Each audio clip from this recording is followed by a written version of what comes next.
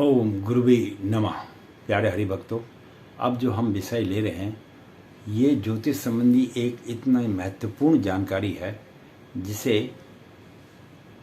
हर ज्योतिषाचार्य व्यक्ति को इसका ज्ञान होना अनिवार्य है। वैसे तो आप सभी जानते हैं कि हमारी कुंडली में 12 घर होते हैं, जिसमें 1 अंक से लेकर 12 अंक तक घर होते हैं। अब यह दूसरी बात है कि कौन सा व्यक्ति किस लग्न में पैदा हुआ है वो एक दूसरा विषय है।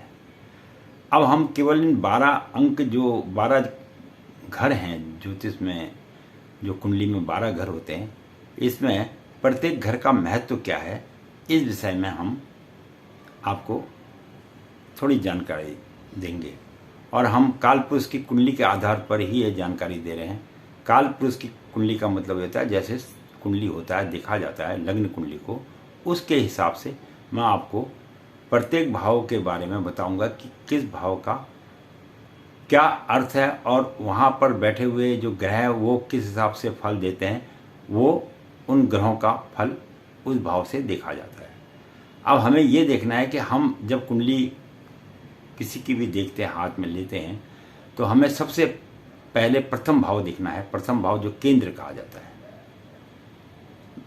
तो केंद्र में जो पहला घर है उसमें आदमी का प्रथम भाव में शरीर, जाति, विवेक, सील, आकृति, मस्तिष्क, सुख, दुख और आयु, इतने विषय का हम जब ज्ञान हमको प्राप्त करना है तो यह हम कुंडली के प्रथम भाव से प्राप्त कर सकते हैं। अब इसमें जाति का मतलब ये नहीं है कि कोई छोटी जाति कोई बड़ी जाति नहीं है। जाति का मतलब है उसके कर्म भाव क्या होंगे, उस विषय में जाति का है। किसी भी श्रेष्ठ घर में जन्म लेने के बाद बंदा अगर तुच्छ कार्य करता है तो वह जाति कहलाती है। अब इसी प्रकार से प्रथम भाव का तो मैंने आपको बता दिया, इतने विषयों के बारे में इसमें ज्ञान होता है। अगर हम लेते हैं द्वितीय भाव, तो द्वितीय भाव में आप क्या क्या कुंडली में विचार कर सकते हैं। अब उसमें कौन सा ग्रह बैठा है ये एक अलग विषय है, इसमें मैं फिर आपको बताऊंगा। अभी हम सिर्फ ये बता रहे हैं कि किस भाव से आप किस चीज़ की जानकारी ले सकते हैं। अगर द्वितीय भाव में है बैठा है तो वहाँ से आप धन के बारे में, उसके कुटुंब के बारे में, उसको कौन सा रत्न पहनना चाहिए और बंधन, उसके जीवन में कितने बंधन हैं, इस बंधनों के विषय में भी ज्ञान आप द्वितीय भाव से कर सकते हैं। अब तीसरा भाव अगर हम देखते हैं कुंडली का, तो तीसरे भाव से सबसे पहले हम उसका पराक्रम देखेंगे, उसमें कितने पराक्रम करने की ताकत है। अब वहाँ पर बैठे हुए ग्रह उसके पराक्रमों को बताएंगे, वो अलग विषय है। केवल आपने तृतीय भाव से जानकारी क्या लेनी, मैं उस विषय में आपको बता रहा हूँ। और सहोदर और धैर्य कितना है व्यक्ति में, ये चीज़ें जो है तृतीय भाव से आप जानकारी ले सकते हैं कुंडली के। और चतुर्थ भाव में माता, सुख, भूमि, घर, संपत्ति, छल, उदारता, दया और चतुराई आदि को आप जान सकते हैं। कौन से भाव से? चतुर्थ भाव से। और अगर पांचवा भाव कुंडली में देखा जाएगा तो वहाँ से आप क्या क्या चीज़ का ज्ञान प्राप्त कर सकते हैं। सबसे पहले आप पंचम भाव से विद्या का, बच्चा पढ़ने वाला है नहीं है, इस विषय में पंचम भाव से देखा जाता है। और उसकी बुद्धि चलती भी है नहीं चलती है, बुद्धि काम करती है नहीं करती है, पढ़ेगा नहीं पढ़ेगा, इस विषय में भी उसकी बुद्धि का विचार भी यहीं से किया जाता है। और संतान की उत्पत्ति होगी नहीं होगी, संतान के विषय में भी जो है ज्ञान आपको पंचम भाव से मिल जाएगा। और मामा के साथ कैसा संबंध रहेगा, इस विषय की जानकारी भी आपको पंचम भाव से मिलेगी। अब आता है हमारा छठा भाव, कुंडली का छठा भाव।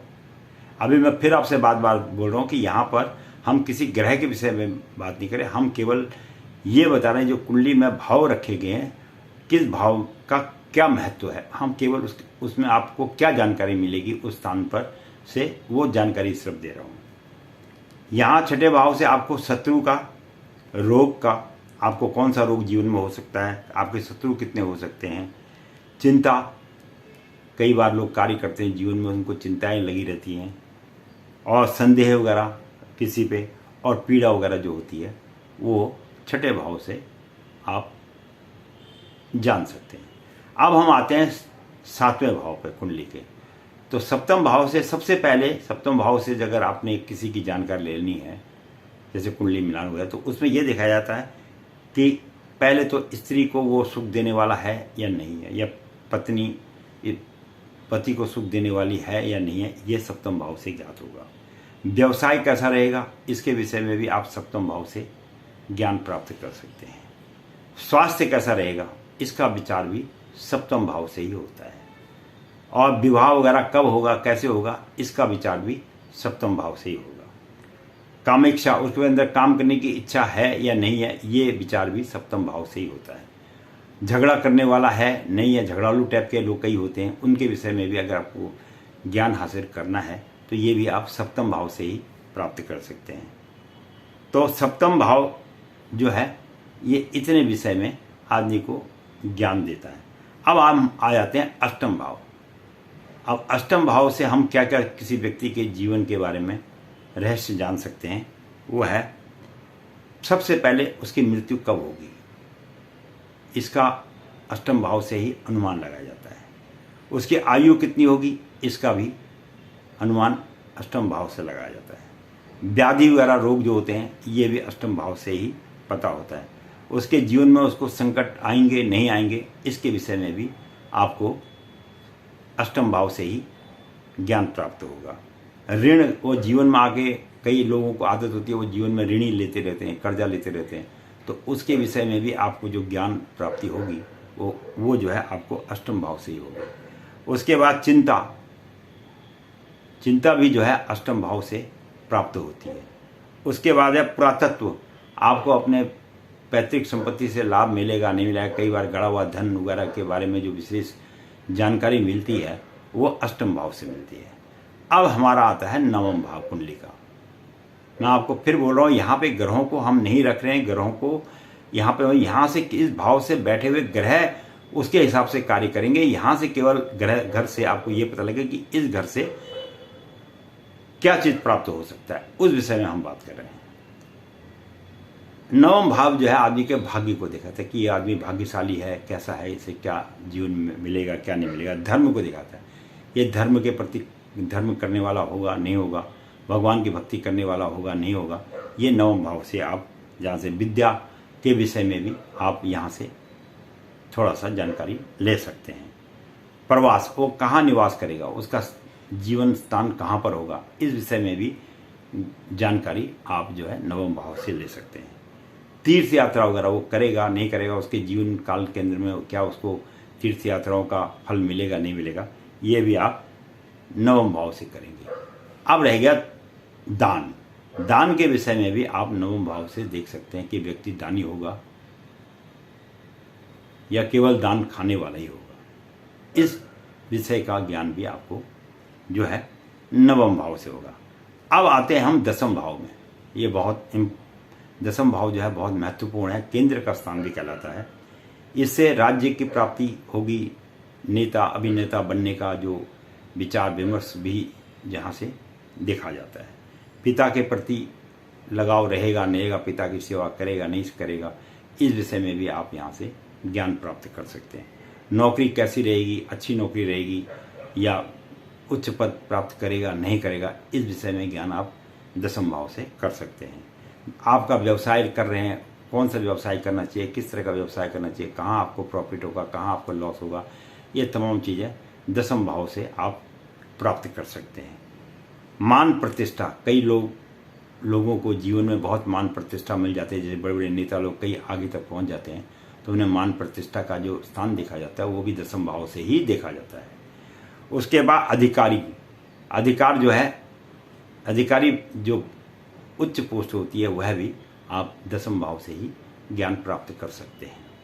लेकिन इसके लिए ग्रहों को अब यहाँ पर ग्रहों का किस प्रकार का संयोग बनता है वो अलग चीज़ है, वो तो फिर उस हिसाब से कुंडली का विषय। ये तो केवल इन घरों के विषय में बता रहा हूँ कि इस घर से आप ये चीज़ प्राप्त करते हैं। जैसे आप मॉल में जाते हैं तो कहते हैं ना, कहीं पे मॉल में आपको सस्ती चीज़ें मिल जाएंगी, कहीं पर आपको महंगी चीज़ें मिलेंगी, कहीं पर आपको मॉल के अंदर पिक्चर देखने को मिलेगा, कहीं पर कुछ मिलेगा। तो इस प्रकार मॉलों में आप जब जाते हैं तो आपको अनेक अलग अलग डिपार्टमेंट होते हैं। इसी प्रकार ये 12 जो घर हैं ये 12 डिपार्टमेंट है। तो आपको यहाँ से किस किस चीज़ की प्राप्ति हो सकती है उस विषय में मैं आपको ज्ञान दे रहा हूँ। बाकी ये वहाँ पर कुंडली में कौन सा ग्रह बैठेगा उसका जो है अनुमान ग्रहों के हिसाब से लगाया जाता है।